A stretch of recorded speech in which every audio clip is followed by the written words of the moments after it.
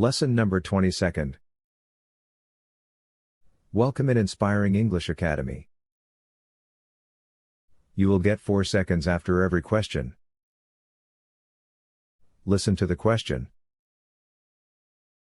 Answer the question and get fluency in English. For better results, practice it many times. Subscribe and share this video. Answer the questions. Did you play any sports as a child? Which ones? Which was your favorite?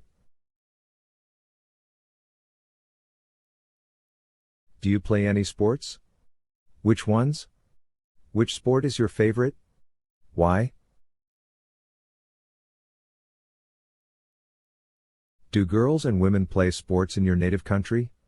If so, which sports are popular with females? What is the most popular sport in your native country?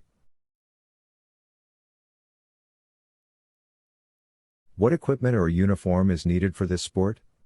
How is the game scored? How is a tie decided? What is considered a high score? How long is a game? Are there referees? How do fans usually behave? Are there cheerleaders? Which athlete is best known in your homeland? Which sport does he or she play? What do people admire about this athlete? Does your native country participate in the Olympics? In which sports are your countrymen most competitive?